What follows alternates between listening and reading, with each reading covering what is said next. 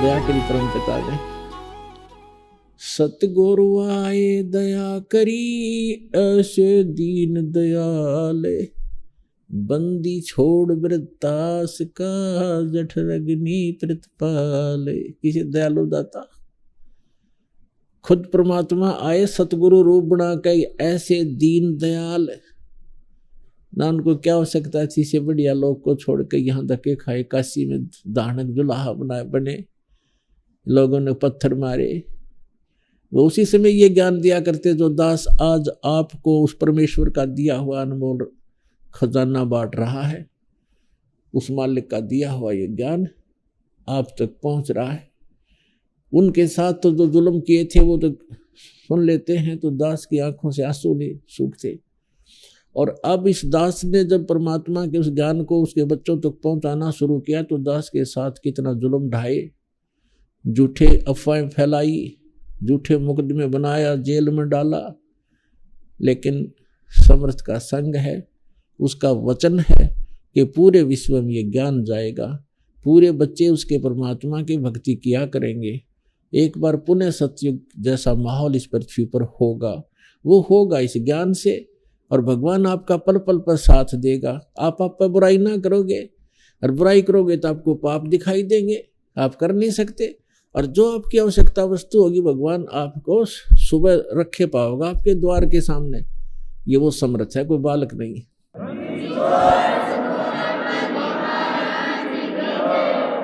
और तभी हम बुराइयों से बचेंगे, भगवान से डरेंगे, जब हमें किसी चीज का अभाव रहेगा ही नहीं घर पे। क्योंकि पहले तो हम अपनी इच्छाओं की कमी करेंगे, और जब तक इच्छा कम नहीं होगी हम भक्ति नहीं कर सकते। इच्छा कम कैसे होंगी कि हमें पता लग जाएगा कि हम जो संग्रह कर रहे हैं, सारा जीवन बर्बाद कर रहे हैं कोठी बंगले बैंक बैलेंस बनाने के लिए, ये तो मूर्खों का काम दिखाएगा। आपने महामूर्ख करेगा इस काम को।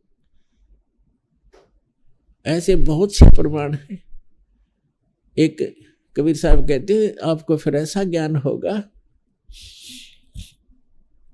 आप परमात्मा के भक्ति और ज्ञान को और सत्संग को प्राथमिकता दिया करोगे, और संसारिक काम में कोई देरी भी होगी तो आप भगवान पर विश्वास करोगे कि मालिक आप पर संभालोगे। संभालना भी उसी ने है। जीव तो अपने सत्तर का प्रयत्न ही कर सकता है।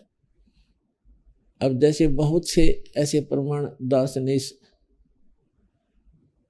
भक्ति मार्ग पर लगने के बाद ज्यादा महसूस होता है, क्योंकि आंखें खुल जाती हैं हमारी, हमें ज्ञान की रोशनी टॉर्च मिल जाती है, उसके चांदने में चलते हैं, रोशनी में चलते हैं। इस दास ने दीक्षा ली थी, और दीक्षा लेने से 2-3 वर्ष पहले, सन 1983-84 की बात है, रोहतक में दास सर्विस करता था, जूनियर इंजीनियर सिविल इन इरिगेशन डिपार्टमेंट हरियाणा के। तो वहाँ एक बैंक मैनेजर था।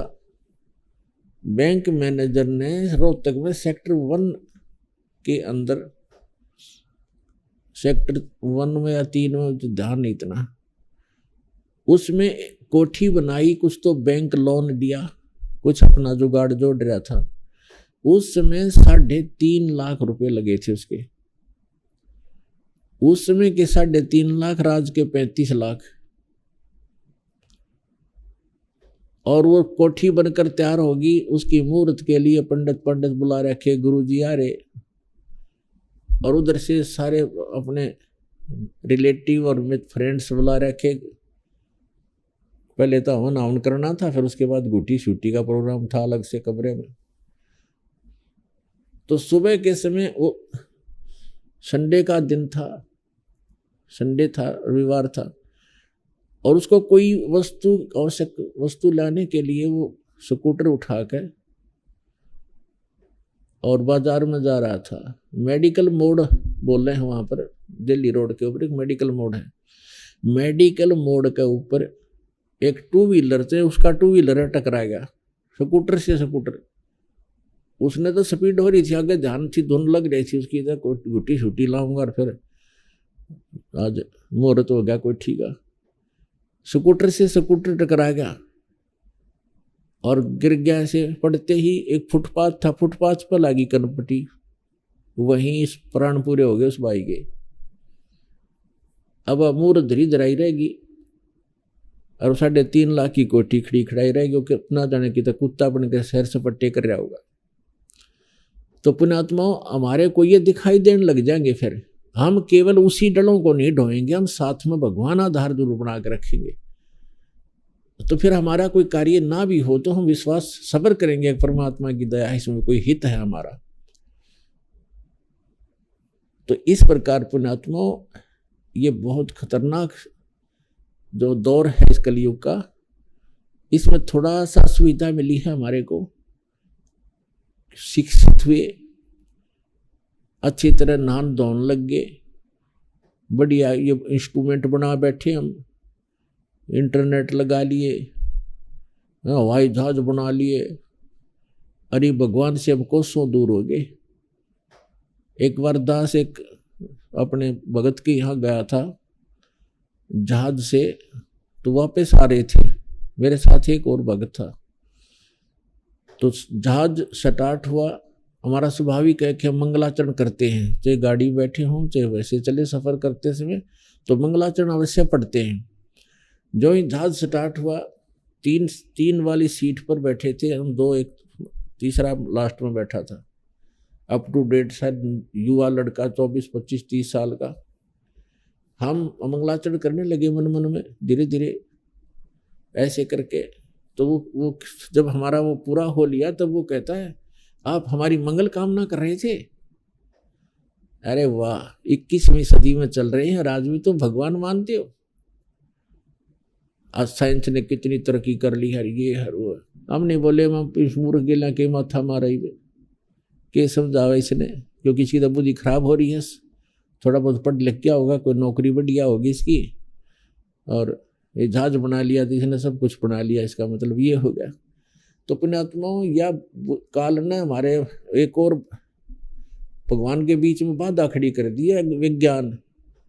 लेकिन ये ज्ञान से समाप्त हो जाएगी, इससे बड़ा विज्ञान है ये तत्व ज्ञान। अगर 2 वर्ष वर्षा ना होए, यह सारी विज्ञान यही पड़ी पढ़ाई रह जाएगी। ना कोई टीवी देखनी आ रहा है, ना जहाज में बैठनी आ रहा है, भूखे मर कर टक्कर मार मार के मर जा दुनिया। तो खाक है ये विज्ञान। असली विज्ञान तो ये है कि परमात्मा की भक्ति करो, सारी आपदाओं को टालेगा, जियोगे तब तक सुखी रहोगे, और कोई अभाव नहीं होने देगा इस पृथ्वी पर भी। ऐसी वर्षा करने लग जाएगा भगवान अपने भक्तों के लिए, हरे भरे बाग बगीचे बना देगा, इसने के देर लगे है, और सतयुग जैसा माहौल बना देगा। तो इस प्रकार हमने परमात्मा को आधार बनाकर जीना पड़ेगा यदि हम भक्ति करना चाहते हैं।